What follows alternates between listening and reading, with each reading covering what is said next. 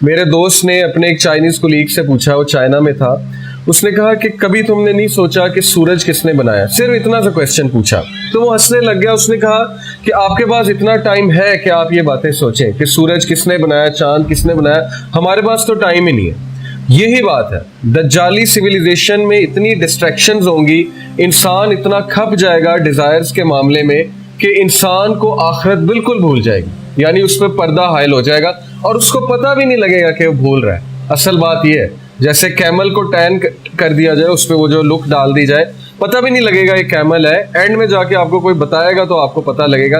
اسی طرح انسان کو محسوس بھی نہیں ہوگا کہ کس طرح سے وہ دجال کے چنگل میں پھنستا جا رہا ہے, اور اینڈ میں بہت بڑی تباہی ہو جائے گی, بہت بڑا لاس ہو جائے گا, یعنی کہ انسان دنیا سے بھی جائے گا اور آخرت سے بھی جائے گا, اور یہ ایویڈنٹ لاس ہے.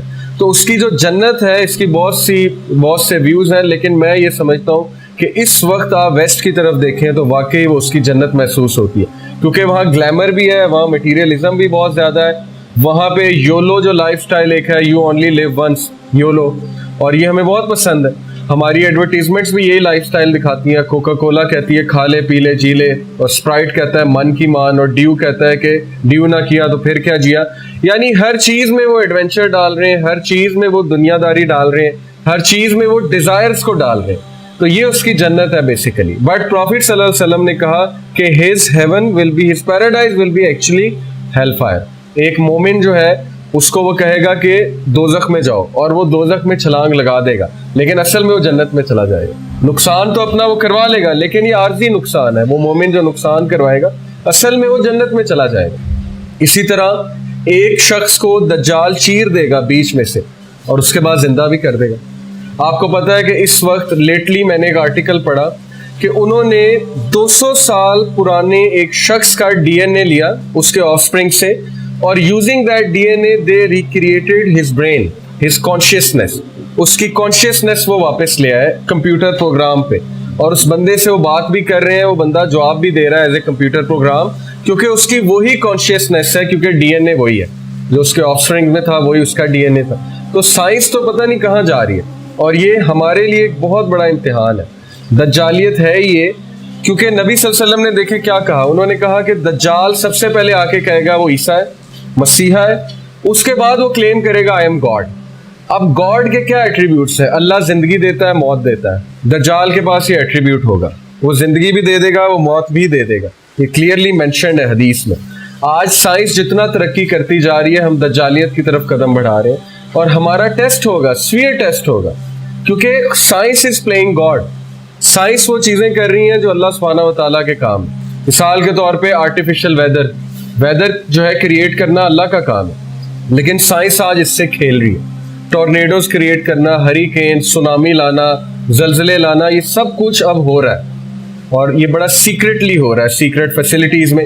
اس طرح ڈیزیزز پھیلانا وہ تو اللہ کا کام تھا, لیکن نئی ڈیزیزز آ رہی ہیں اور وہ کریٹ کی جاتی ہیں لیبز میں, نئے ویپنز بن رہے ہیں. تو سائنس جو ہے پتہ نہیں اس وقت کہاں جا رہی ہے, اور ایک عام انسان کا ایمان ڈگمگا رہا ہے, کیونکہ ایک عام انسان جو ہے اس نے دین اتنا نہیں پڑھا. تو جب وہ یونیورسٹیز میں جائے گا, کہیں پڑھنے جائے گا, تو ڈیفینیٹلی وہ ایکسپوز ہوگا سائنس سے. جب وہ سائنس سے ایکسپوز ہوگا, اس کے مائنڈ میں ڈفرینٹ اشکالات آئیں گے, ڈاؤٹس آئیں گے, تو پھر وہ اسلام سے جائے گا. اور یہی ہو رہا ہے. ہماری یوتھ جب فورن یونیورسٹیز میں پڑھنے جاتی ہے, وہاں پہ وہ دیکھتے ہیں کہ وہ اصل میں تو سائنس یہ بھی کر رہی ہے, یہ بھی کر رہی ہے, تو ویئر از گاڈ, اللہ تعالیٰ کیا کر رہے ہیں؟ تو پھر ان کے مائنڈ میں بہت سے اشکالات آتے ہیں. تو یہ دجال کا بہت بڑا ایک ہتھیار ہے. سائنس میں سمجھتا ہوں جتنا ترقی کرتی جا رہی ہے, دجالیت کی طرف ہمارا قدم جو ہے وہ بڑھتا جا رہا ہے. لیکن اس کا یہ مطلب نہیں کہ سائنس بالکل نیگیٹو ہے اور سائنس پڑھنی نہیں چاہیے. بٹ دا پوائنٹ از کہ یہ ہمارا ٹیسٹ ہو رہا ہے, اور بہت کڑک امتحان ہے ہمارے ایمان کا, کہ ہم ایمان والے رہتے ہیں, ہم یہ کہتے ہیں کہ ہر چیز اللہ کے ہاتھ میں ہے, یا ہم یہ کہتے ہیں کہ سائنس جو کہے گی وہ ہم مانیں گے.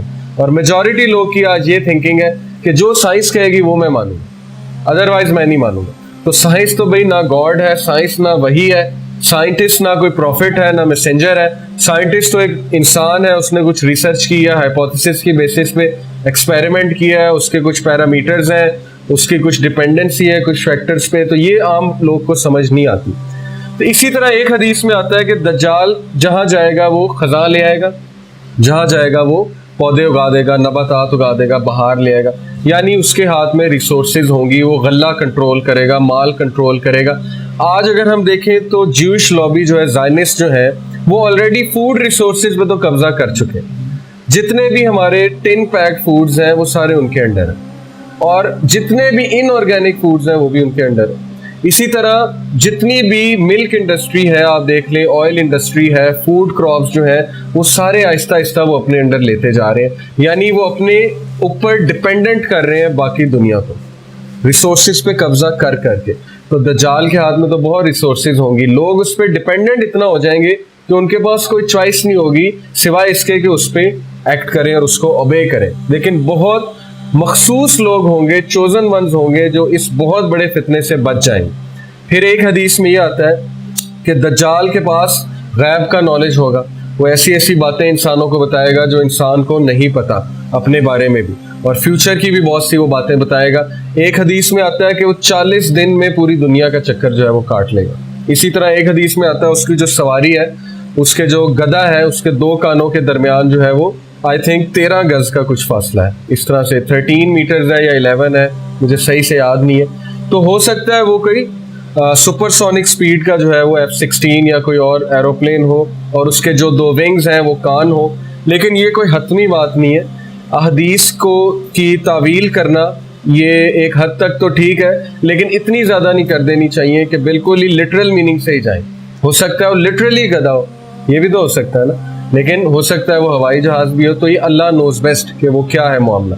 लेकिन बहरहाल इस सारी डिस्कशन से हमने अखज़ ये किया कि दज्जाली सिविलाइजेशन जो होगी वो कोई नॉर्मल सिविलाइजेशन नहीं है, उसमें बहुत से नेचुरल लॉज जो हैं वो बदल जाएंगे। मिसाल के तौर पे मुर्दे को ज़िंदा करना, आर्टिफिशियल रेन आ जाना, ख़ज़ा आ जाना, आर्टिफिशियली हर चीज़ को कंट्रोल करना, मनी को कंट्रोल करना, रिसोर्सेज को कंट्रोल करना, इसी तरह गैब का नॉलेज जो है वो डिस्ट्रीब्यूट करना, अपनी अथॉरिटी दिखाना।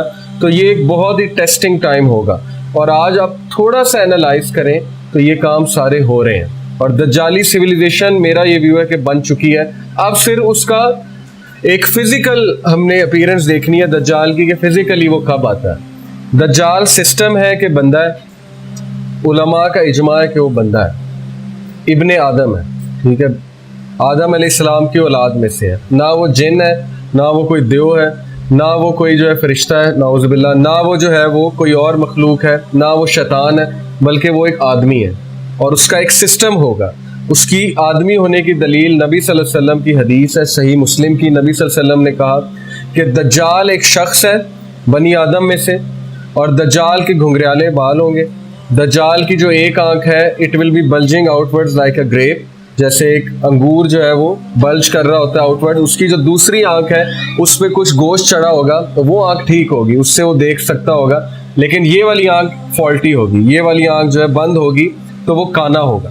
नबी सल्लल्लाहु अलैहि वसल्लम ने कहा कि मैं तुम्हें दज्जाल के बारे में वो बात बताता हूँ जो किसी नबी ने अपनी उम्मत को नहीं बताई, और वो ये है कि दज्जाल काना है और तुम्हारा रब काना नहीं है। तो इस हदीस को डॉक्टर इसार रहमतुल्लाह ने एक तरह से समझा है, जो कि ज़रूरी नहीं, कोई हतमी बात नहीं है, लेकिन हो सकता है ऐसा हो। वो मैं आपसे वैसे ही फॉर नॉलेज से एक शेयर कर लेता हूँ। उन्होंने कहा कि अल्लाह ने इंसान को 2 आंखें दी हैं, एक रूहानी और एक मादी आंख। एक से मटीरियलिज्म देखेगा, एक से स्पिरिचुअलिटी देखेगा। जब भी कोई एक आंख बंद हो जाएगी तो एक्सट्रीम हो जाएगी।